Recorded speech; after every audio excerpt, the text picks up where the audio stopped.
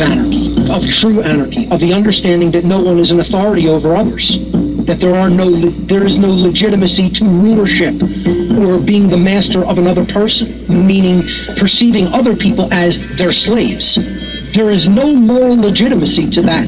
That's what this movement is truly about. It is not about wanting to do harm to anybody. It is not about destruction of anybody's property or rights. It is not about chaos or lawlessness. It is about the destruction of human slavery. That is what anarchy is. Anarchy is ending the perception that some people have the moral right to rule others and that others have the moral obligation to obey their commands. That is what anarchy is about ending. Okay, so is anarchy growing? Is that understanding in human consciousness growing? I would say absolutely it is not growing. Anarchy is not growing, ladies and gentlemen. It is being pushed out of mainstream consciousness. Authoritarianism is growing. The hardening of the belief in authority is growing in the minds of the public.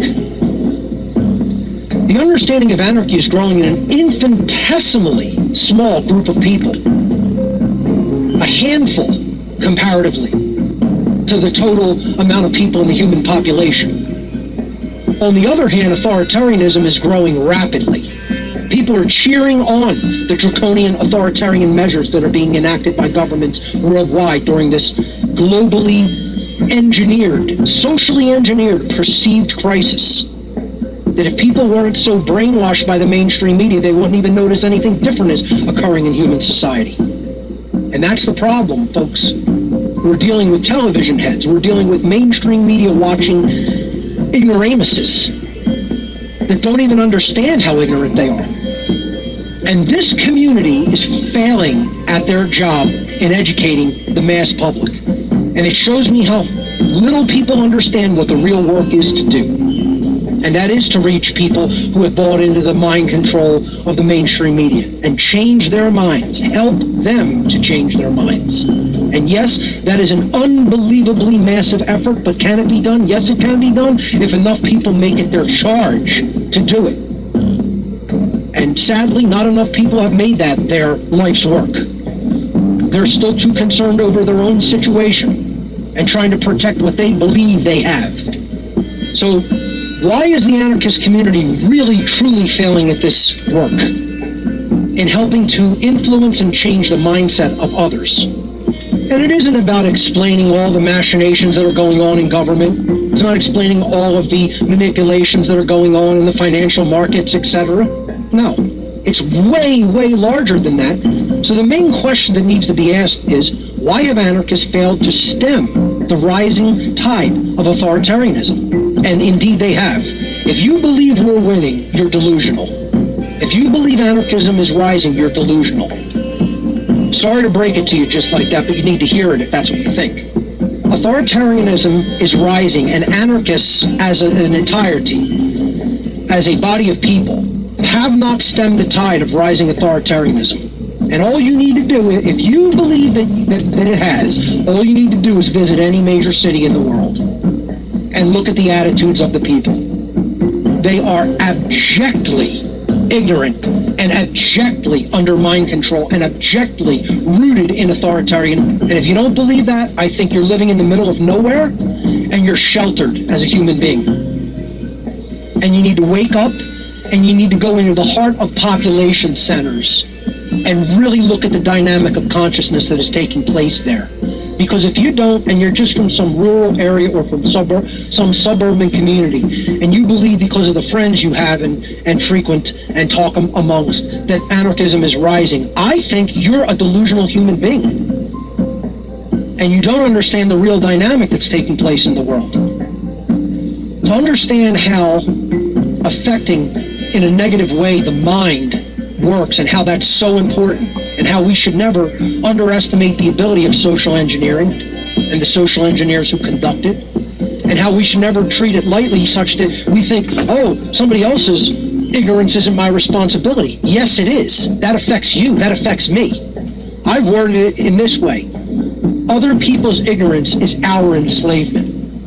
It's the enslavement of you and me. So if you don't want you and I enslaved, okay? You better worry about other people's wrong ideas, and you better work to change them. That is our responsibility collectively, as a community and as a species. The mind is what ultimately directs and manifests all change in our environment, for better or worse. Whoever is directing what is going on in the mind is also engineering the change in our society. So once again, folks, are we directing that change of the mind toward the truth and toward real principles and toward real positive change? Or is someone else externally affecting our minds and doing that, and therefore steering society in the way they want it to manifest? I think the answer should be clear to people who are paying attention, but sometimes I'm not really so sure that this community is. I think they don't really believe that mind control goes on.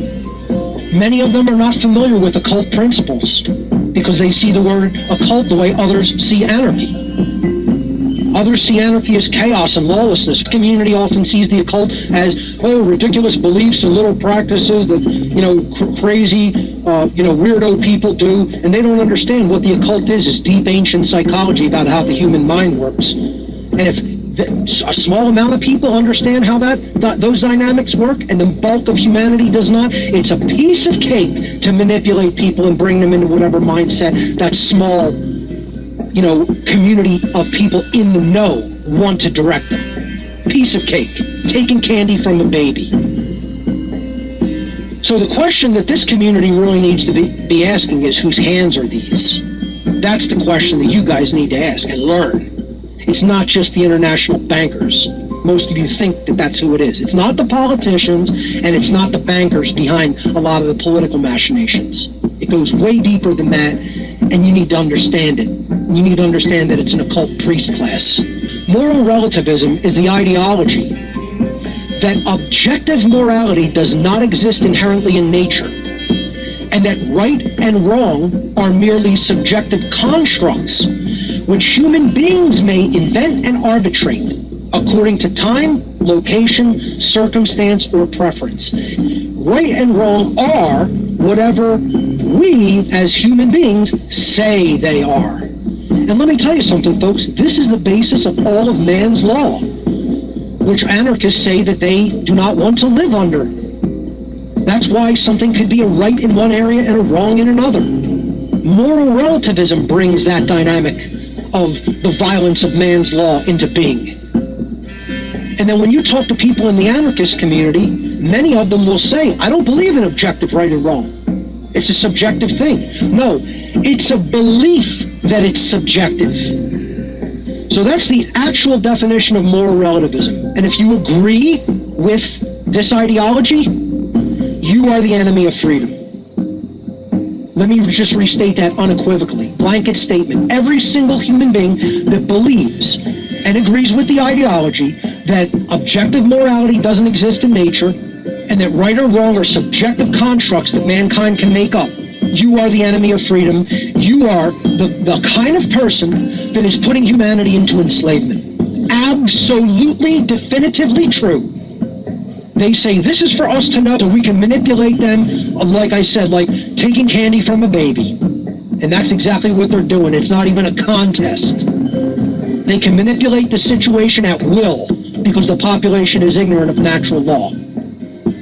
Natural law is a set of universal, inherent, objective, non-man-made, eternal, and immutable conditions which govern the consequences of the behaviors of beings with the capacity for understanding the difference between harmful and non-harmful behavior. That means it applies to human beings and those of higher level consciousness than human beings. It does not apply to species that are of lower cognitive ability to understand the difference between right and wrong than human beings. Natural law is consequential law, governing dynamics of behavior that apply to human beings and higher levels of consciousness. Meaning, if you can definitively understand what the difference between right and wrong is, doesn't mean if you do. It means if you have the capacity to understand what the difference between right and wrong is, natural law applies to you. And that means it applies to all human beings, objectively and inherently in the universe, in nature.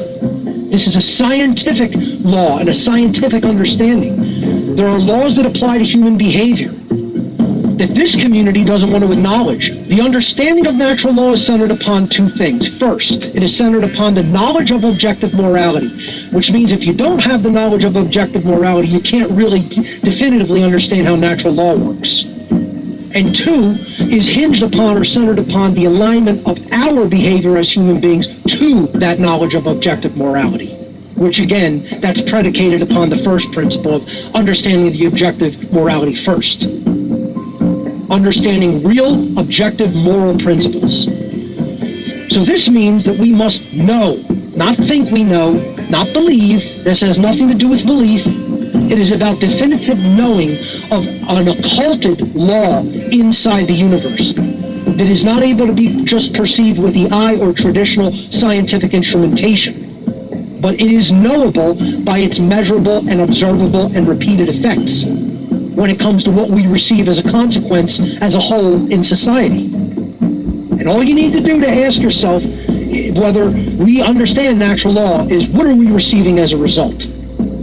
Are we receiving freedom right now, or are we receiving abject enslavement? And then you'll know how many people really understand natural law. That's the factor that's driving the whole dynamic, folks. And many of you guys still don't understand it. And let me tell you something, it's really pathetic, and you should understand it by now. So we have to definitively know which behaviors are right and which are wrong. That means knowing which behaviors are right because they do not initiate harm to other sentient beings, and which behaviors are wrong because they do initiate harm to other sentient beings. That is the bottom line foundation. Well, this is the 1122 Wingnut Radio out here for Anarchy Television. Awaken from your slumber in the Matrix, everyone. It's time to embrace anarchy. Wingnut Radio, back out.